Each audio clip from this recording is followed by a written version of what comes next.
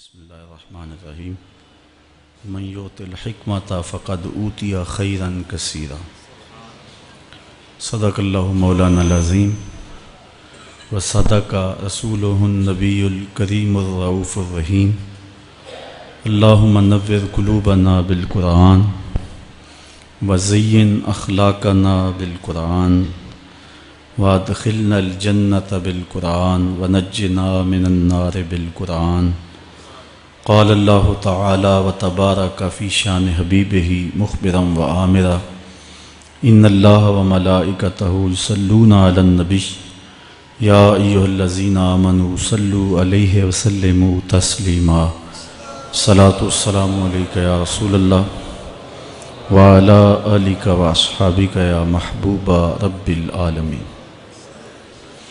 تمام حمد و ثنا تعریف و توصیف اللہ جل مجدہ الکریم کی ذات بابرکات کے لیے جو خالق کائنات بھی ہے اور مالک شش جہات بھی۔ اللہ جل وعلا کی حمد و ثنا کے بعد حضور نبی اکرم شفیع امم رسول محتشم نبی مکرم اللہ کے پیارے امت کے سہارے رب کے محبوب دانائے غیوب مالک رقاب امم فخر عرب و عجم والی کون و مکان سیاہ لا مکان سید انس و جاں سرور لالا رخاں نیر تاباں سر نشین مہوشاں ماہ خوباں شہنشاہ حسینہ تتمہ دوراں سر خیل زہرہ جمالاں جلوہ صبح ازل نور ذات لم یزل باعث تکوین عالم فخر آدم و بنی آدم نیر بطحا رازدار ما اوہا شاہد ما طغا صاحب علم نشرہ معصوم آمنہ احمد مجتبی حضرت محمد مصطفیٰ صلی اللہ علیہ وسلم کے حضور ناز میں اپنی عقیدتوں ارادتوں اور محبتوں کا خراج پیش کرنے کے بعد عالی مرتبت ذی وقار محتشم سامعین السلام علیکم ورحمۃ اللہ وبرکاتہ۔ مولا کائنات سیدنا علی المرتضیٰ رضی اللہ تعالی عنہ حضور کے سکے چچا جناب ابو طالب کے فرزند ارجمند ہیں۔ عمر میں حضور سے 30 سال چھوٹے ہیں۔ اللہ تعالیٰ نے حضور علیہ السلام کو جب اعلان نبوت کا ارشاد کیا تو جن خوش نصیب لوگوں نے سب سے پہلے اسلام قبول کیا ان میں نمایاں نام حضرت مولا کائنات سیدنا علی المرتضیٰ کا ہے۔ اس وقت ان کی عمر صرف 10 سال تھی۔ بچوں میں سب سے پہلے اسلام قبول کرنے کا شرف انہیں نصیب ہوا۔ آقا کریم علیہ السلام کے چچا زاد بھائی تھے، لیکن ایک موقع پہ حضور نے ان کو ارشاد کیا انت اخی فی الدنیا والآخرہ، اے علی تو میرا دنیا میں بھی بھائی ہے اور آخرت میں بھی بھائی ہے۔ حضرت مولا کائنات کو حضور علیہ السلام نے مختلف جنگوں میں شرکت کا اعزاز بخشا۔ غزوہ تبوک کے موقع پہ آقا کریم نے ان کو مدینہ المنورہ میں پیچھے بطور امیر چھوڑا تو انہوں نے عرض کی حضور آپ اپنے بھائی کو بچوں اور عورتوں میں چھوڑ کے جا رہے ہیں، تو حضور نے ارشاد فرمایا کہ تیری مثال ایسے ہے جس طرح حضرت موسیٰ علیہ السلام کے ساتھ حضرت ہارون علیہ السلام کی مثال۔ حضرت مولا کائنات کو حضور نے یمن کا حاکم اور امیر بنا کر بھی بھیجا تھا، اور ان کے ساتھ رشتے کی گہرائی یہاں تک ہی نہ رہی بلکہ حضور نے اپنی لاڈلی صاحبزادی حضرت سیدہ فاطمہ الزہرا رضی اللہ تعالی عنہا کا نکاح بھی حضرت علی المرتضیٰ سے ہی کیا۔ ہجرت کی رات اپنے بستر پہ انہیں لٹایا۔ آقا کریم علیہ السلام نے ان کے لیے بہت سارے اعزازات قائم کیے، اور ان کے فضل و شرف میں بہت ساری احادیث ہیں جو کتب احادیث میں موجود ہیں۔ حضرت زر بن حبیش رضی اللہ تعالی عنہ روایت کرتے ہیں کہ میں نے مولا کائنات سیدنا علی المرتضیٰ سے سنا، وہ فرماتے ہیں کہ رسول کریم نے میرے بارے میں ارشاد کیا کہ اللہ یحبنی الا مومن ولا یبغضنی الا منافق، کہ علی تیرے ساتھ مومن کے علاوہ کوئی محبت نہیں کرتا اور منافق کے علاوہ تیرے ساتھ کوئی بغض نہیں رکھتا۔ حضرت علی المرتضیٰ فرماتے ہیں کہ اگر میں کسی مومن کی ناک پر تلوار بھی ماروں تو وہ میرے ساتھ بغض نہیں رکھ سکتا، اس لیے کہ میرے رسول نے فرمایا، اور اگر میں کسی منافق کے سامنے دنیا کے سارے خزانے ڈھیر کر دوں وہ میرے سے پھر بھی محبت نہیں کر سکتا۔ حضرت مولا کائنات رضی اللہ تعالی عنہ اللہ اور اس کے رسول کے محبوب تھے۔ غزوہ خیبر کے موقع پہ حضور نے ارشاد فرمایا، حضرت سہل بن سعد سے روایت مروی ہے، لَأُعْطِيَنَّ هَذِهِ الرَّايَةَ غَدًا رَجُلًا يَفْتَحُ اللَّهُ عَلَى يَدَيْهِ يُحِبُّ اللَّهَ وَرَسُولَهُ وَيُحِبُّهُ اللَّهُ وَرَسُولُهُ۔ فرمایا کہ یہ کل میں اس شخص کے ہاتھ میں پرچم دوں گا کہ جو اللہ اس کے رسول سے پیار کرتا ہے اور اللہ اس کا رسول اس سے پیار کرتے ہیں، اور اللہ اس کے ہاتھوں سے فتح عطا کرے گا۔ کہتے ہیں اگلے دن ہر شخص کے سینے میں دل مچل رہا تھا کہ حضور ہمارا انتخاب کریں اور جھنڈا ہمیں عطا کر دیں، لیکن فرماتے ہیں کہ حضور نے ارشاد فرمایا، این علی بن ابی طالب، علی بن ابی طالب کہاں ہے؟ تو ہم نے عرض کی کہ حضور ان کی آنکھوں میں آشوب ہے۔ فرمایا انہیں بلاؤ۔ بلایا گیا تو حضور نے اپنا لعاب دہن مولا علی کی آنکھوں میں لگا دیا، بیماری دور ہو گئی، اور پھر حضور نے ان کے ہاتھ میں جھنڈا دیا اور اللہ نے اسی دن ان کے ہاتھوں میں فتح عطا فرما دی۔ حضرت زید بن ارقم رضی اللہ تعالی عنہ سے روایت مروی ہے، اس کو تھوڑے سے الفاظ کے فرق کے ساتھ حضرت برا بن عازب نے بھی روایت کیا، ترمذی میں یہ حدیث ہے، اور یہ کسی ایک صحابی سے مروی نہیں ہے، اس حدیث کی شہادت 30 صحابہ نے دی ہے۔ بعض علماء نے لکھا ہے کہ یہ حد تواتر تک پہنچتی ہے، اور یہ صحیح ترین حدیث ہے۔ 30 صحابہ نے یہ حدیث حضور علیہ السلام سے سنی اور اس کی گواہی دی۔ حضرت زید بن ارقم رضی اللہ تعالیٰ عنہ روایت کرتے ہیں کہ حضور نے ارشاد فرمایا، من کنت مولا فعلی مولا، جس کا میں مولا ہوں اس کا علی مولا ہے۔ حضرت عمران بن حسین روایت کرتے ہیں کہ حضور نے مولا کائنات سیدنا علی المرتضیٰ کے بارے میں ارشاد کیا، ان علی منی وانا منہ وہو ولی کل مومن، علی مجھ سے ہے اور میں علی سے ہوں، اور وہ ہر مومن کا ولی ہے۔ حضرت ام سلمہ کہتی ہیں کہ میں نے حضور سے سنا، ارشاد فرماتے تھے، لا یحب علی منافق ولا یبغضہ مومن، علی سے منافق پیار نہیں کرتا اور مومن بغض نہیں رکھتا۔ اور ایک حدیث میں حضور نے فرمایا، من سب علی فقد سبنی، جس نے علی کو گالی دی اس نے مجھے گالی دی۔ حضرت مولا کائنات رضی اللہ تعالی عنہ کے حوالے سے ایک فرمان سن لیجئے اور میں اپنے مضمون کی طرف آتا ہوں۔ حضرت مولا کائنات کی ذات کو حضور نے معیار بنایا۔ مسند امام احمد بن حنبل میں روایت ہے، مشکات میں روایت ہے، نہج البلاغہ میں اور باقی کتابوں میں، کہ حضرت علی المرتضیٰ فرماتے ہیں کہ حضور نے مجھے دیکھ کر کے کہا کہ اے علی، تیری مثال حضرت عیسیٰ علیہ السلام کی ہے کہ ان کی وجہ سے ان کے معاملے میں آ کے 2 لوگ برباد ہوئے۔ ایک وہ لوگ جنہوں نے اتنی محبت کی کہ ان کو ابن اللہ، اللہ کا بیٹا کہہ دیا، وہ بھی برباد ہو گئے، اور دوسرا گروہ وہ کہ جنہوں نے ان کے ساتھ بغض رکھا اور ان کی ماں پہ تہمت لگائی، وہ بھی برباد ہو گئے۔ حضور نے یہ ارشاد کر کے فرمایا، حضرت علی فرماتے ہیں کہ حضور نے کہا، یہلک فی رجلان محب مفرط یکرزنی بما لیس فی، اے علی تیرے معاملے میں بھی 2 لوگ بربادی میں مبتلا ہوں گے۔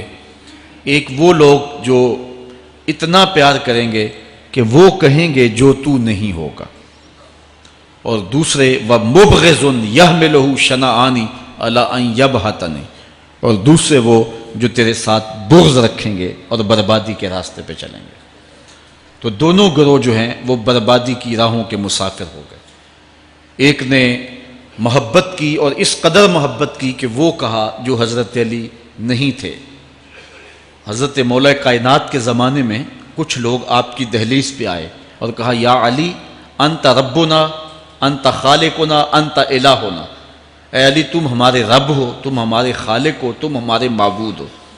تو حضرت علی المرتضیٰ نے فرمایا کہ استغفر اللہ، اللہ تعالیٰ جل شانہ ہی خالق ہے اور وہی مالک ہے اور وہی معبود برحق ہے۔ انہوں نے پھر یہ بات کہی، تو جب تیسری مرتبہ کہا تو حضرت علی نے ان کی گردنیں کاٹ دیں۔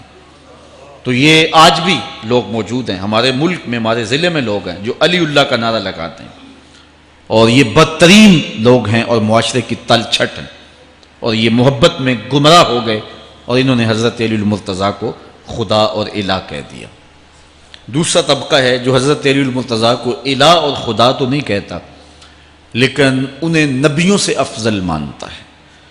بلکہ شیخ محدث دہلوی علیہ رحمہ نے تحفہ اثنا عشریہ میں باقاعدہ اس قول کو بیان کر کے اس کی تردید کی ہے کہ جو ایک طبقے کا خیال ہے کہ حضرت جبرائیل علیہ السلام کو نبوت دینے میں غلطی لگ گئی تھی، وہ دینی تھی حضرت علی کو اور دے گئے حضور کو، تو آپ نے اس کا رد کیا ہے۔ ایک طبقہ نبیوں سے حضرت علی المرتضیٰ رضی اللہ تعالیٰ عنہ کو افضل مانتا ہے، اور یہ طبقہ بہت سارا پایا جاتا ہے۔ میں نے اپنے ان کانوں سے جو ہے یہ باتیں سنی ہوئی ہیں، اور آپ نے بھی سنی ہوئی ہوں گی کہ نبیوں سے حضرت مولا کائنات کو افضل مانتے ہیں، اور یہ بھی گمراہوں کا ٹولہ ہے۔ تیسرا طبقہ وہ ہے جو نبیوں سے افضل تو نہیں مانتا لیکن معصوم مانتا ہے، یہ گمان کرتا ہے کہ حضرت علی رضی اللہ تعالی عنہ بھی اس شان کے مالک ہیں جو معصومیت کی شان انبیاء علیہ السلام کو دی گئی۔ یہ 12 امام اور 14 معصوم کا لفظ آپ نے سنا ہوگا، ہمارے جاہل مولوی بھی بول دیتے ہیں بعض کا، معصوم صرف انبیاء کی ذوات ہیں۔ اولیاء اہل بیت محفوظ ہیں، معصوم نہیں ہیں، معصوم صرف ذوات انبیاء ہیں، اور یہ انہی کا اعزاز ہے، ان کے علاوہ یہ اعزاز کسی اور کو حاصل نہیں ہو سکتا۔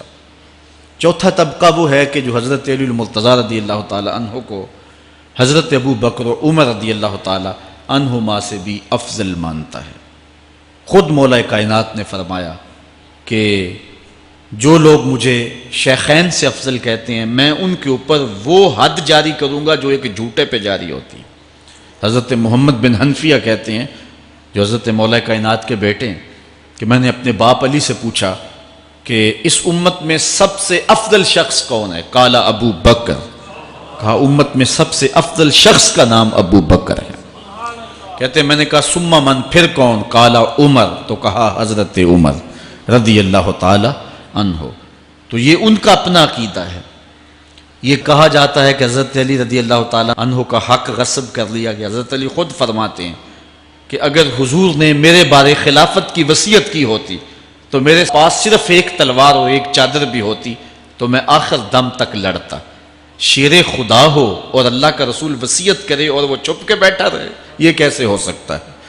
تو یہ حفوات ہیں اور یہ اباطیل ہیں، اور یہ جو ہیں وہ شر ہے جو معاشرے کے اندر پھیلی ہے۔ مخبر صادق نے پہلے خبر دی کچھ لوگ محبت میں گمراہ ہوں، وَمُبْغِضٌ يَحْمِلُهُ شَنَآنِ عَلَىٰ أَن يَبْهَتَنِ، اور کچھ لوگ جو ہیں وہ بغض میں برباد ہو جائیں۔ ایسے لوگ بھی دھرتی پہ موجود ہیں کہ مولا کائنات کا نام لیا جائے تو ان کو گوارا نہیں ہوتا۔ خود حضرت مولا کائنات کے زمانے میں ایسے لوگ موجود تھے، آپ کو شہید کیا گیا ہے۔ اسلام کی تاریخ انتہائی دردناک ہے۔ حضرت مولا کائنات رضی اللہ تعالی عنہ کو ابن ملجم نامی بدبخت نے جو ہے وہ تلوار کا وار کر کے جو زہر میں بجھی ہوئی تھی شہید کیا ہے۔ تو یہ بغض اور دشمنی رکھنے والے لوگ تھے جو زمانے میں موجود تھے۔ ایک طرف ایسے تھے جو الہ اور معبود کہتے تھے، اور آپ جانتے ہیں کہ حضرت علی المرتضیٰ رضی اللہ تعالی عنہ کی قبر لوگوں کی نظر سے چھپا کے بنائی گئی، اس ڈر سے کہ لوگ آپ کی قبر کو اکھیڑ نہ دیں، کیونکہ خارجی اس قدر جو ہے وہ زور آور ہو گئے ہوئے تھے۔ اسلام کی تاریخ دردناک ہے۔ حضور علیہ السلام فرماتے ہیں جتنے دکھ مجھے دیے گئے کسی کو نہیں دیے گئے، کسی نبی کو نہیں پہنچے۔ حضرت صدیق اکبر رضی اللہ تعالیٰ عنہ کی 2 سال 2 ماہ 8 دن دور خلافت، آپ کا زمانہ دیکھیں، ٹکنے نہیں دیا گیا، سازشیں، مصائب، اعلان۔ حضرت سیدنا عمر رضی اللہ تعالیٰ عنہ کو شہید کیا گیا، حضرت عثمان غنی رضی اللہ تعالیٰ عنہ پہ 40 دن پانی بند رکھا گیا اور پھر انہیں شہید کیا گیا، حضرت مولا کائنات شہید کیے گئے، حضرت امام حسن کو زہر دیا گیا، حضرت امام حسین کو بچوں کے سامنے ذبح کر دیا گیا، حضرت امام اعظم ابو حنیفہ کی وفات جیل میں ہوئی ہے، امام احمد بن حنبل کے بدن پہ اتنے کوڑوں کے نشان تھے کہ جب قمیض اٹھاتے تھے تو ہر جگہ کوڑوں کے نشان ہی نظر آتے، امام مالک کو مدینے کی گلیوں میں گدھے کے اوپر بٹھا کے کالا منہ کر کے وقت کے حاکم نے پھرایا، حضرت مجدد الفسانی علیہ رحمہ کو گوالیار کے قلعے میں جو ہے وہ قید کیا گیا، علامہ فضل حق خیر آبادی کو جزیرہ انڈمان کالے پانیوں کی سزا دی گئی۔ اہل حق کی تاریخ دیکھیں، دردناک تاریخ ہے، آج بھی کابل میں، کندھار میں، قلعہ جنگی میں، دشت لیلہ میں، تورا بورا میں، تکریت میں، موصل میں، بغداد میں، کشمیر میں، غزہ میں، یہاں برما میں دیکھو کون سی قیامت نہیں توڑی جا رہی۔ ہمارے ساتھ ماضی دیکھیں تو ہمیں بغداد کی وہ دردناک کہانی سامنے آتی ہے جب انسانی کھوپڑیوں کا مینار تعمیر کیا جا رہا ہے اور منگول سردار نے اپنی فوج کو حکم دیا تھا کہ جو کسی مسلمان کا سر نہیں لائے گا اس کا سر کاٹ کے اس مینار پہ لگائیں گے۔ پھر لوگ پیسے لے کے پھرتے تھے کہ مسلمان کا پتہ دے اور اس کی کھوپڑی کاٹی جائے۔ کچھ لوگ جان چھپانے کے لیے تہہ خانوں میں گھس گئے، پھر دجلہ کا بند توڑا گیا، 1.25 لاکھ لاشیں ہم نے تہہ خانوں سے نکالی تھی۔ اندلس کی تاریخ پڑھیں، ہمارے ساتھ جو قیامت توڑی گئی، مصر کے اندر 30,000 فاطمی کو شہید کیے گئے۔ غریب و سادہ و رنگی ہے داستان حرم، نہایت اس کی حسین اور ابتدا ہے اسماعیل۔ یہ اسلام کی تاریخی درد سے، خون سے بھری پڑی ہے۔ تو حضرت مولا کائنات سیدنا علی المرتضیٰ رضی اللہ تعالی عنہ کو اس وقت اگر خدا کہنے والے بدبخت تھے تو ان کو شہید کرنے والے اور اس ڈر سے کہ ان کی قبر کو کھیڑ نہ دیا جائے خارجی اتنے زور آور ہیں تو ان کو جو ہے وہ لوگوں کی نظروں سے چھپا کر کے جو ہے وہ رکھا گیا۔ اور ایک دور وہ بھی آیا کہ ممبروں پہ بیٹھ کے مولا علی کو گالیاں دی جاتی تھی۔ یہ تاریخ میں یہ دور بھی آیا، آپ پڑھیں تاریخ، بنو امیہ کا ایسا دور بھی دنیا نے دیکھا ہے۔ اسی لیے حضور نے فرمایا تھا من سب علی فقد سبنی، جس نے میرے علی کو گالی دی اس نے مجھے گالی دی۔ اور لوگوں نے ممبروں پہ بیٹھ کے باقاعدہ حکومت کی طرف سے یہ جو ہے وہ قانون تھا کہ تمہارا خطبہ مکمل نہیں ہوگا جب تک علی کو گالی نہیں دو گے۔ یہ لمحے بھی آئے جب اس دور میں دشمن علی موجود تھے، مبغضین موجود تھے اور افراط محبت میں رکھنے والے موجود تھے۔ تو یہ دور تو اسلام کا حضور کے دور سے 1400 سال پیچھے ہے، تو یہاں بغض رکھنے والے بھی موجود ہیں۔ اس عنوان کے ساتھ اگر عنوان چھیڑوں تو یہ لمبی گفتگو ہو جائے گی، یہ میرا موضوع نہیں ہے، لیکن اتنی بات میں کہوں گا، اللہ کا شکر ادا کرو، اللہ نے تجھے اہل بیت کے در کا بھی غلام بنایا ہے اور صحابہ کا بھی غلام بنایا ہے۔ کچھ لوگ صحابہ کا نام لے کے اہل بیت کو برا کہتے ہیں، کچھ اہل بیت کا نام لے کے صحابہ کے خلاف بکواس کرتے ہیں۔ ہمارے بزرگ فرمایا کرتے تھے صحابہ نبی کے در والے ہیں، اہل بیت نبی کے گھر والے ہیں۔ ہم کہتے ہیں گھر والوں تجھے بھی ہمارا سلام، در والوں تجھے بھی ہمارا سلام۔ ہم در والوں کو بھی سلام کرتے ہیں، گھر والوں کو بھی سلام کرتے ہیں۔ کسی نے حضور خطیب الاسلام سے پوچھا تھا کہ حضرت عائشہ افضل ہیں یا حضرت فاطمہ افضل ہیں؟ پوچھنے والے نے تو صاحبزادہ سعد کو پھنسانا چاہا تھا، لیکن جن کے عقیدے صاف ہوں وہ پھنستے نہیں ہیں، ان کے عقیدے واضح ہوتے ہیں۔ تو حضرت صاحبزادہ نے فرمایا کہ میاں اگر دیکھو بیٹی ہونے کی حیثیت سے تو فاطمہ بیٹی ہے نبی کی اور عائشہ بیٹی ہے ابو بکر کی۔ ابو بکر کی بیٹی نبی کی بیٹی سے افضل تو نہیں ہو سکتی، اور اگر دیکھو بیوی ہونے کی حیثیت سے فاطمہ بیوی ہے علی کی اور عائشہ بیوی ہے نبی کی، علی کی بیوی نبی کی بیوی سے افضل تو نہیں ہو سکتی۔ تو یہ اپنے عقیدے کو واضح کر دیا۔ اللہ آپ کو سلامت رکھے اور حق کی راہوں کا مسافر رکھے۔ آج کا عنوان ہے حضرت مولا کائنات کے اقوال حکمت، ان کی زندگی کا نچوڑ۔ اللہ نے بصیرت کا جو نور اور جو ہے وہ دانش اور فہم و ادراک کے جو اجالے مولا کائنات کو دیے تھے وہ انہی کا مقصود ہے۔ ایک ایک بات سے نور نکلتا ہے، اور اللہ قرآن میں فرماتا ہے جس کو حکمت عطا کر دی گئی اس کو خیر کثیر عطا کر دیا گیا۔ حکمت وہ اس بات کو کہتے ہیں کہ جس کو لوگ نقل کریں اور جس سے فائدہ حاصل ہو۔ حضرت مولا کائنات کی باتوں کو لوگوں نے لکھا، یاد کیا اور آگے منتقل کیا۔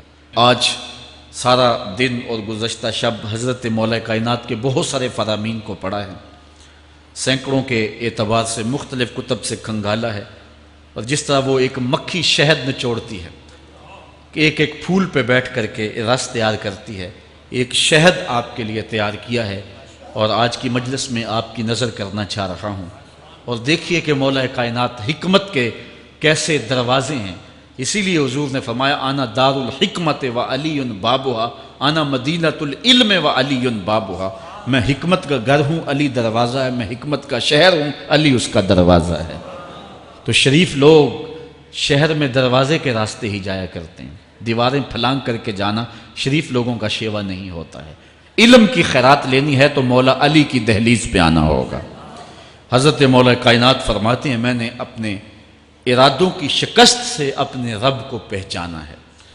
جو میں منصوبہ بندی کرتا ہوں نتیجہ یہ نکلے گا، میرا خیال ہوتا ہے یہ ہوگا، لیکن ایسا نہیں ہوتا، ہوتا وہ ہے جو رب کو منظور ہوتا۔ اس لیے میں اپنے ارادوں کی شکست سے اپنے رب کو پہچانا ہے۔ حضرت مولا کائنات زندگی گزارنے کا ڈھب، اسلوب اور طریقہ بتا رہے ہیں، سنو۔ فرماتے ہیں خالط الناس مخالطتاً ان متتم معہا بقو و ان عشتم ہنو الیکم، لوگوں کے ساتھ ایسی زندگی گزارو کہ اگر تم مر جاؤ تو لوگ روئیں کہ کوئی قیمتی متاع کھو گئی، اور اگر تم زندہ رہو تو لوگ تمہاری صحبت کے مشتاق رہیں، تمہاری مجلس میں بیٹھنے اور تمہارے پاس آنے کی آرزو اپنے سینے میں رہے۔ مرو تو زمانہ تڑپے، تمہاری موت پہ لوگوں کے سینے میں دل دہل جائیں، اور جیو تو لوگ تمہاری خدمت میں حاضر ہونا اپنے لیے ایک سعادت مندی سمجھے۔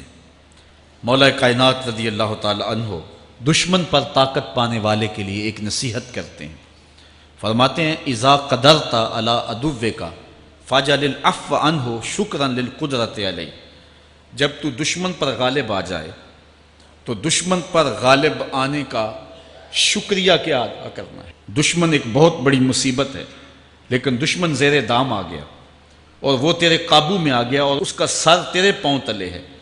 اب اللہ کا شکر اس حال میں کہ مالک تو نے دشمن پر مجھے غلبہ دیا، طاقت دی، تو شکر کیا ہے؟ تو حضرت مولا کائنات فرماتے ہیں دشمن پر غالب آنے کا شکریہ یہ ہے کہ دشمن کو معاف کر دو۔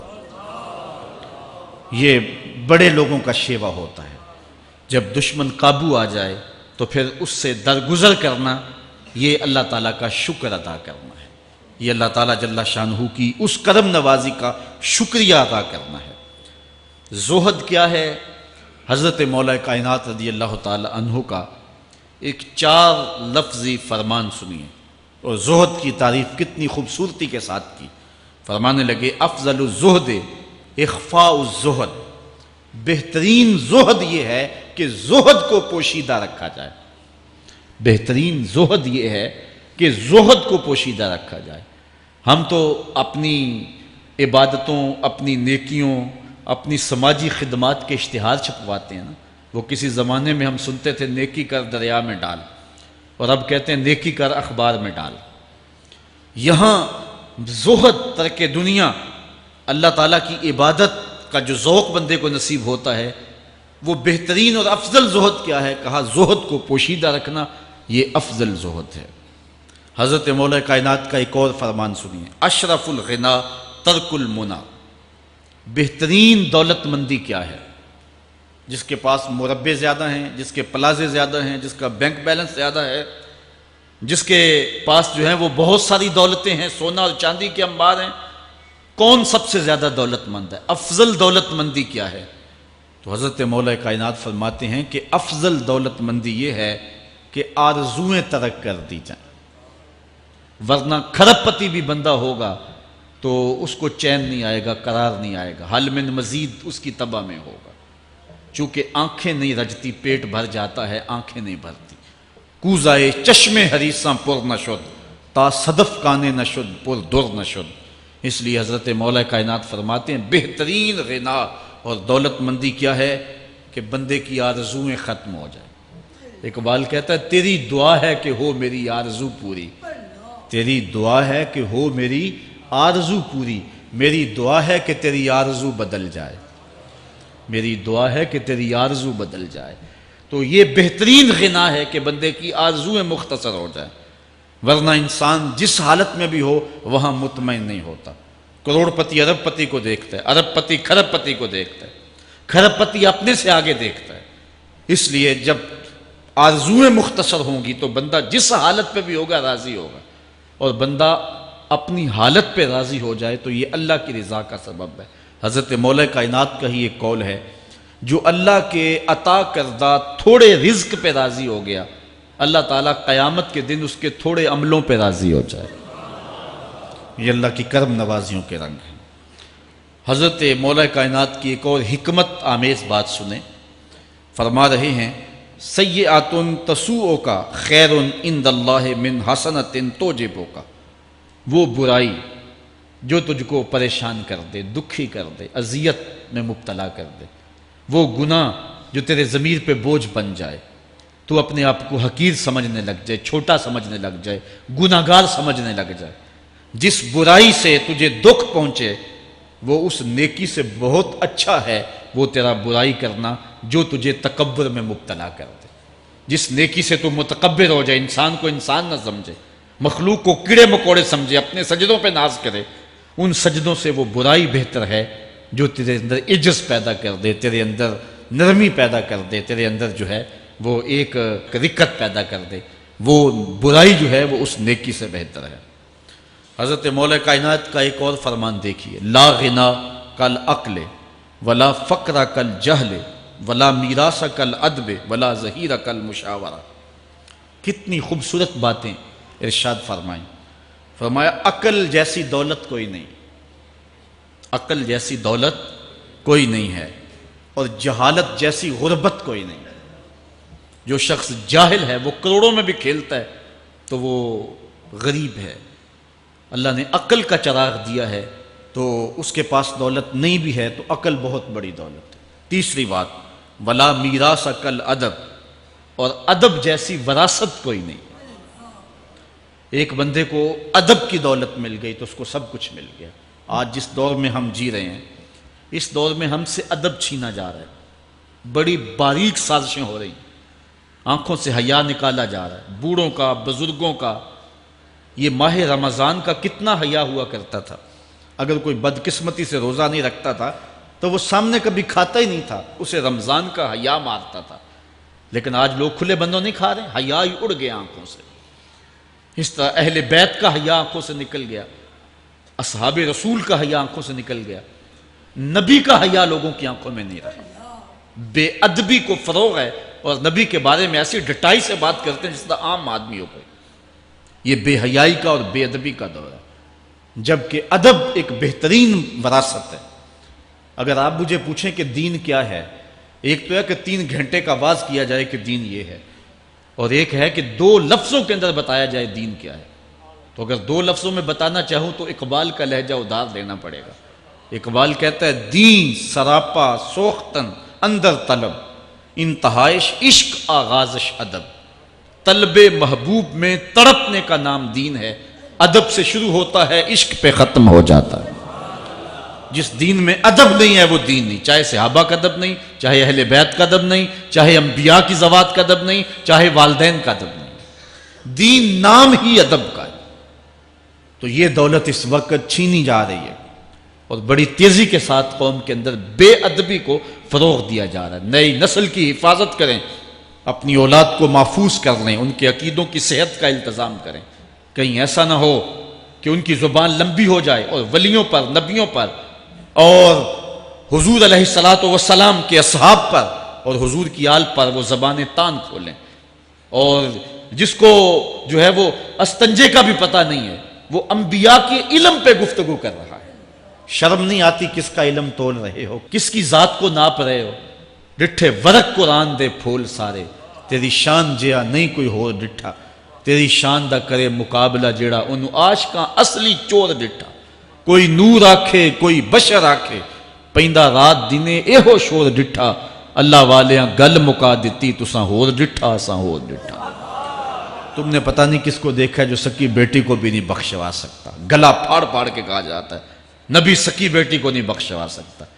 اور میاں تم بخشوانے کی بات کرتے ہو، نبی تو کہہ رہا ہے فاطمہ تو جنتی عورتوں کی سردار، وہ تو جنتیں بانٹ رہے ہیں، وہ تو جنتیں وراثت میں دے رہے ہیں۔ تو ادب پہلا کرینہ ہے محبت کے کرینوں میں، اس لیے کہا کہ ادب جیسی میراث کوئی نہیں، ولا ظہیرہ کل مشاورہ، اور مشورے جیسا مددگار کوئی نہیں۔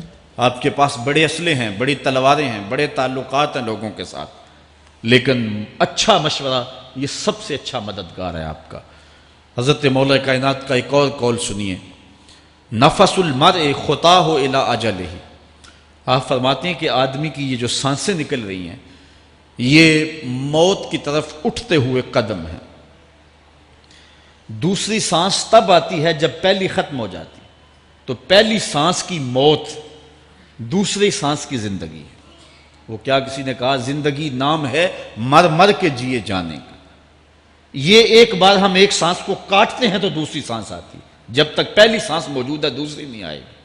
تو حضرت مولا کائنات فرماتے ہیں یہ موت کی طرف اٹھتے ہوئے قدم ہے۔ آپ رکے ہوں اشارے پہ تو ہمارے یہ پنڈی بائی پاس پہ جو اشارے لگے ہیں یہ 125 سے بھی چلتے ہیں، 125 سے پیچھے آ رہے ہیں، 20 سے 25 سے 50 سے 100 سے 125 سے پیچھے آ رہے ہیں۔ حضرت مولا کائنات فرماتے ہیں جو چیز شمار کی جاتی ہو وہ بالآخر ختم ہو جاتی، تو گنتی جب الٹی چلتی ہے تو بہت جلد کام زیرو پہ آ جاتا ہے، اور زیرو پہ پہنچنا ہی موت ہے۔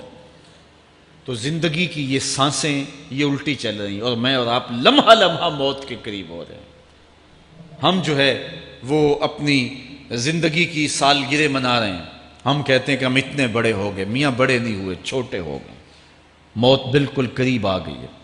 اللہ اکبر۔ حضرت مولا کائنات معیشت کے اصول بھی بیان کر رہے ہیں، ما اعلی من اقتصد، جو میانہ روی سے چلتا ہے کبھی بھی کنگال نہیں ہوتا۔ اب ہر شخص کی آرزو ہے کہ میری دولت بڑھ جائے، میرے پاس پیسے کافی ہوں، میں آسودہ زندگی گزاروں۔ اس کا طریقہ کیا ہے؟ جھوٹی قسمیں، چالاکی، 2 نمبر مال بیچنا، ٹیکس چوری کرنا، بجلی چوری کرنا، گیس چوری کرنا، کیا طریقہ ہے پیسے بچانے کا؟ مولا کائنات سے پوچھیں، مولا علی سے پوچھیں۔ مولا علی فرماتے ہیں استنزل الرزق بالصدقہ، صدقہ دیتے جاؤ رزق بڑھتا چلا جائے گا، جو کماتے جاؤ اس میں کچھ حصہ رکھ لو اللہ کی راہ میں، صدقہ دیتے جاؤ گے تمہارا رزق بڑھتا چلا جائے گا۔ اچھا حضرت مولا کائنات کا ایک اور قول دیکھیے اور اس کا حسن دیکھیے، من ظن بک خیرا فصدق ظنہ، جو تیرے بارے میں اچھا گمان کرے تو اس کے گمان کو سچائی کر دے۔ تو وہ نہیں ہے جو کوئی تیرے بارے میں گمان کر رہا ہے، لوگ تجھے اچھا سمجھتے ہیں، تو اچھا نہیں ہے، تو تو اچھا بن جا تاکہ لوگوں کا گمان ٹھیک ہو جائے۔ اعلیٰ حضرت عظیم البرکت امام احمد رضا خان فاضل بریلوی علیہ رحمہ، آپ کے بارے میں لوگوں کا گمان تھا کہ حافظ قرآن ہیں، آپ حافظ نہیں تھے، تو آپ کے بارے میں یہ گمان پیدا ہو گیا کہ یہ حافظ ہیں۔ تو رمضان کا موسم آیا تو کسی نے کہا حضرت اس مرتبہ آپ ہی سنا دیں، تو اعلیٰ حضرت نے سوچا یہ میرے بارے میں اچھا گمان کرتے ہیں، چلو حافظ بانی جاتے ہیں۔ اعلیٰ حضرت نے قرآن 1 مہینے میں حفظ کیا ہے، دن کو پڑھتے تھے، شام کو سنا دیتے تھے کہ جو لوگوں کا گمان ہے میں اس کے مطابق ہی ہو جاؤں۔ اچھا گمان کی کہانی سنیے، صحیح حدیث میں آتا ہے اور حدیث قدسی ہے، رب کہتا ہے میرا بندہ میرے بارے جو گمان کرتا ہے میں ایسے ہی ملوں گا۔ اس لیے اپنے رب کے بارے میں اچھا گمان کرنا چاہیے کہ ہمارا رب ہمیں معاف کر دے گا اور ہمارے گناہوں سے درگزر فرمائے گا۔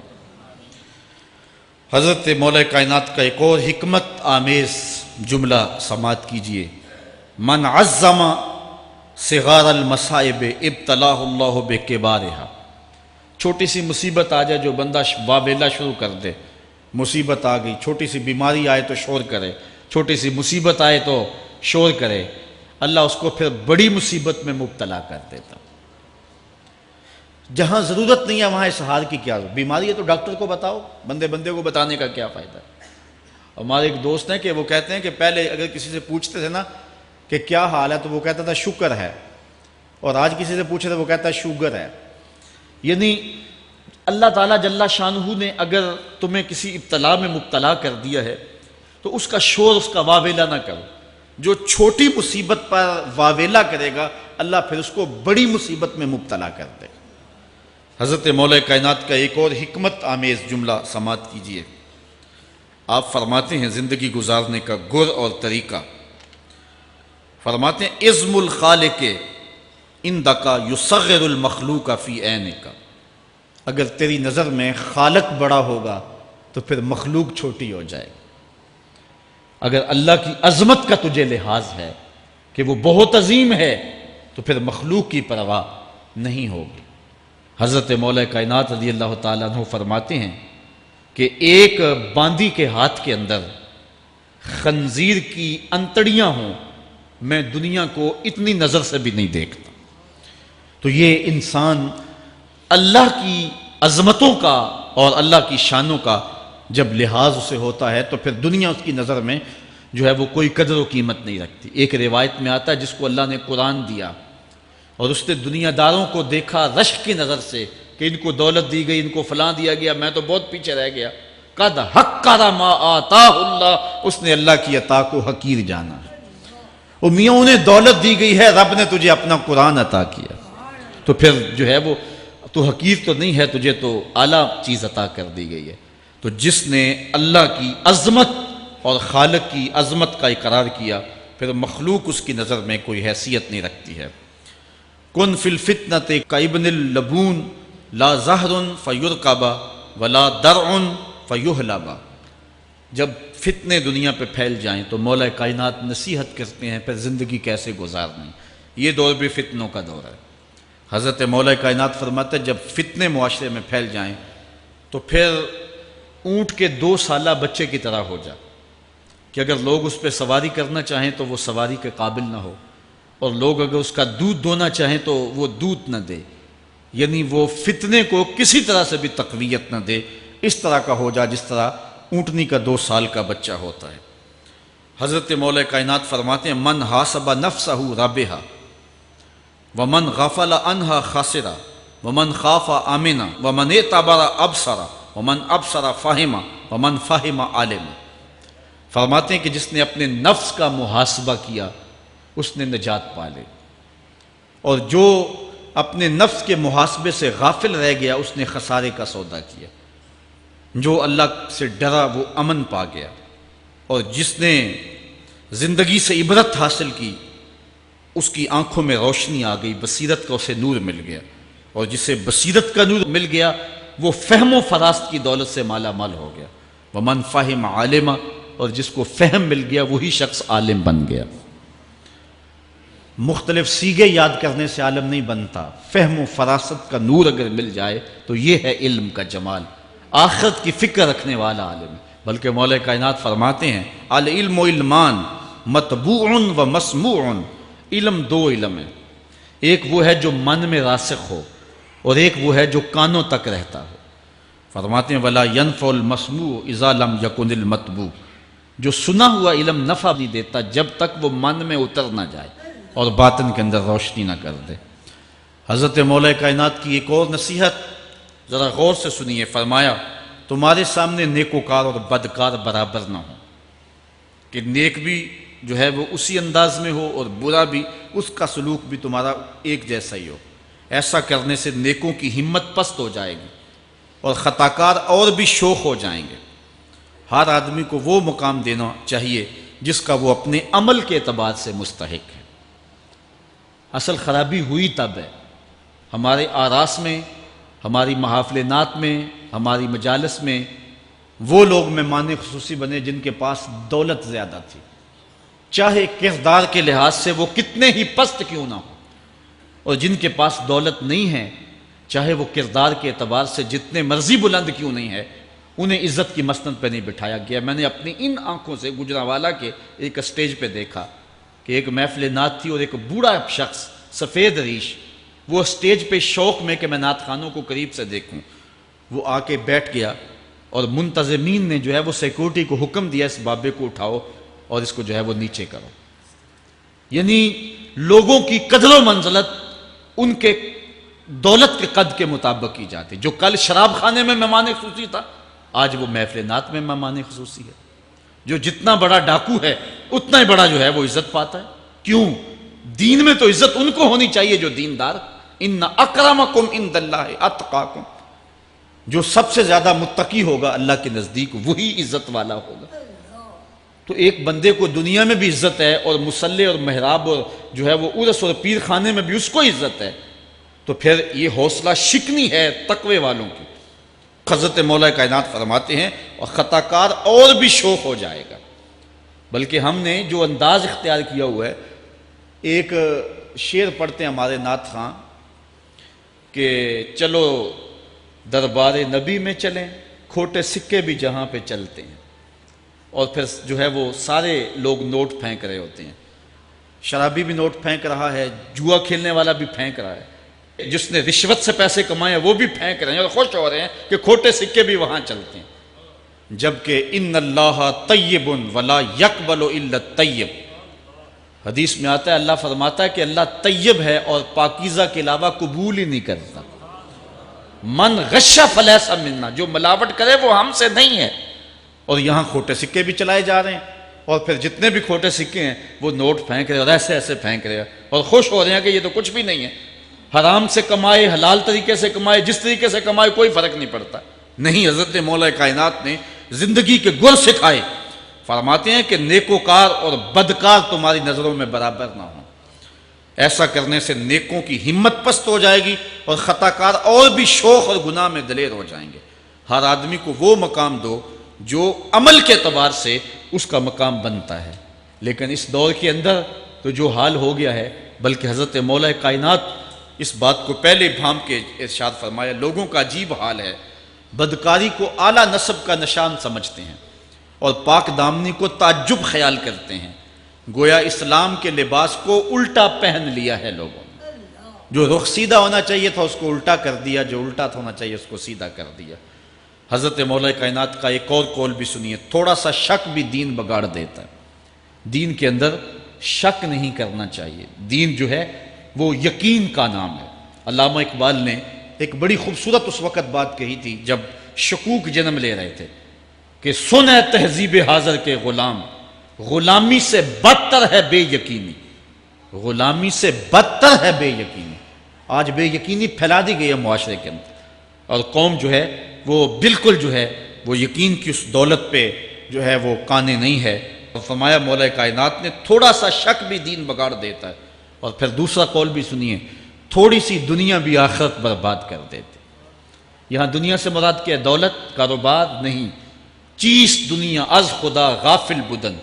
مرشد اقبال رومی کہتے ہیں دنیا کیا ہے؟ خدا سے غافل ہونا. خدا سے غافل جو شے کر دے، وہ دولت ہو، وہ کاروبار ہو، وہ بیوی ہو، وہ بچے ہوں، وہ دنیا ہے. اور دنیا تھوڑی بھی ہو آخرت کی بربادی کا سبب ہے. حضرت مولا کائنات فرماتے ہیں پرہیزگاری کے سوا علم درست نہیں ہوتا اور طمع کی موجودگی میں دین سلامت نہیں رہ سکتا. اگر میرے اندر لالچ ہے تو میں یہاں ممبر پہ بیٹھ کے حق نہیں بول سکتا. اگر میرے اندر لالچ ہے تو میں اسمبلی میں بیٹھ کے حق نہیں بول سکتا. جب طمع ہو تو پھر دین سلامت نہیں رہتا اور جب طمع نہ ہو تو بندہ سولی پہ چڑھ کے بھی حق ہی بولتا ہے. دوواں گلاں وچوں 10 درویشا، میرے حضور کی عالم فرماتے ہیں دوواں گلاں وچوں 10 درویشا، تینوں کیڑی گل کو بھولی، عالم اوپر ممبر بولے عاشق اوپر سولی. جب تک تھوڑی طمع بھی انسان کے اندر ہے تو بندہ پھر اس کا دین سلامت نہیں رہ سکتا. دین کی سلامتی طمع کو ختم کرنا ہے. لالچ بنیاد ہے دین کی خرابی کی. یہ وہ حکمت بری باتیں تھیں جو مولا کائنات سید علی المرتضیٰ رضی اللہ تعالی عنہ کی ہمارے تک پہنچی اور انہوں نے زندگی گزارنے کا ڈھب، اسلوب اور گر سکھایا.